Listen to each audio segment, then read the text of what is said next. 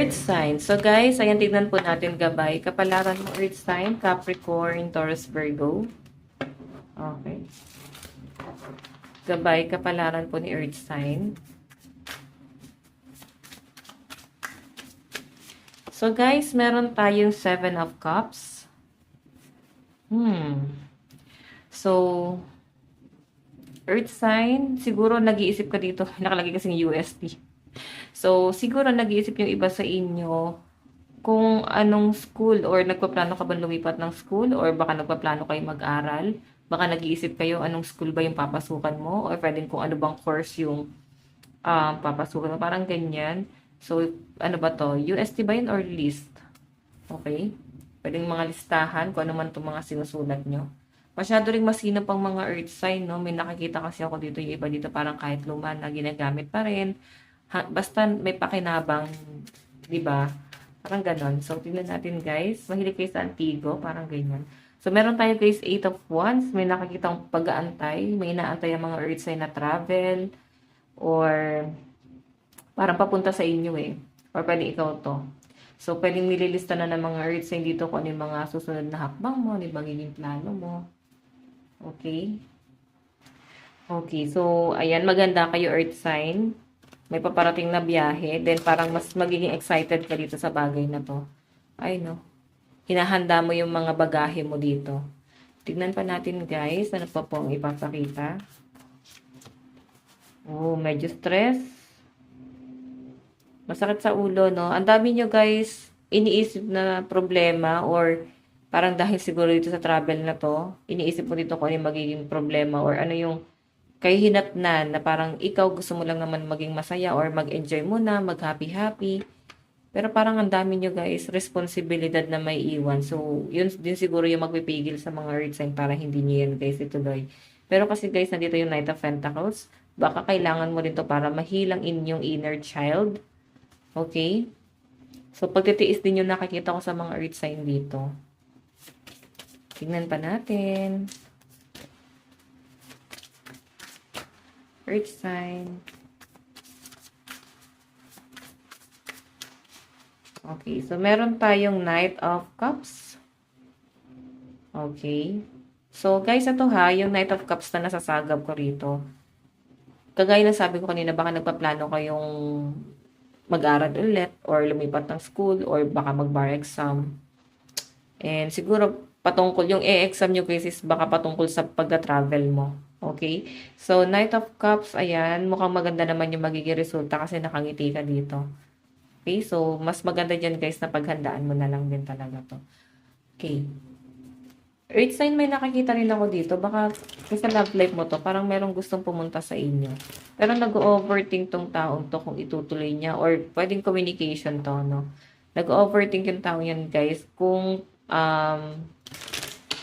para bang makikipag-communicate pa ba sa inyo? Kakausapin ka pa ba niya? So, mas nape-pressure siya ng ganyan eh, nang hindi kayo nag-uusap.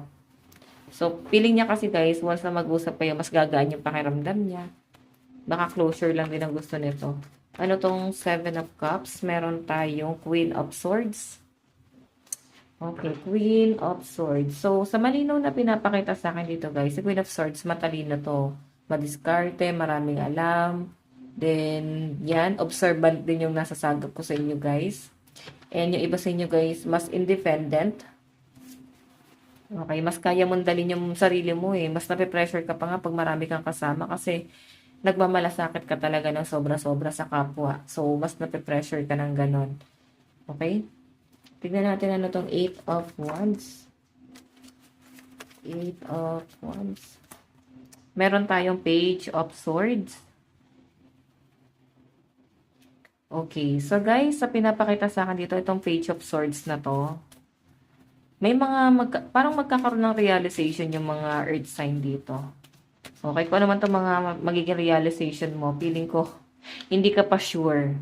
Okay, pwede pa magbago yung mga nare-realize mo na yan. Pwede ko sa travel to, sa mga plano mo sa buhay. Kumbaga nandun ka sa point na nakaset na talaga siya sa plano mo, pero parang biglang magbabago. Okay, magkakaroon ka ng hesitation dyan sa bagay na yan. Tignan natin. Ano tong Four of Cups? Meron tayong Ace of Swords. Naku, yan. Grabe na yung pag-overthink nyo guys, no? Puro swords, oh. Okay, grabe yung pressure. Natetense ba kayo? Parang grabe yung ano, magiging regret mo dito sa bagay na to once na hindi mo makuha din yung mga bagay na gusto mo or hindi sasang-ayon sa mga plano mo yung mga mangyayari or magaganap. Yung iba sa inyo guys, nahihirapan ka lalo na sa responsibility. Ano po itong Knight of Cups? Meron tayong Eight of Cups. Pagtalikod to guys, so kung makikipag-reconcile man sa inyo tong taong to or babalik sa buhay mo, kung pwedeng ex mo yan, tatalikuran mo lang din to eh.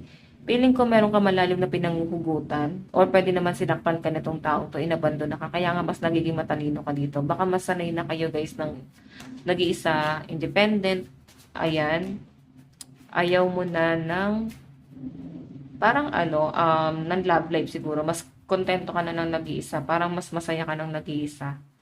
Okay, mas nape-pressure ka pa nga pag may kasama ka. May mga ganun naman talaga guys, mas masaya ng nag-iisa. Tignan pa natin guys, ano bang inyong advice? Meron tayong speak your world into being.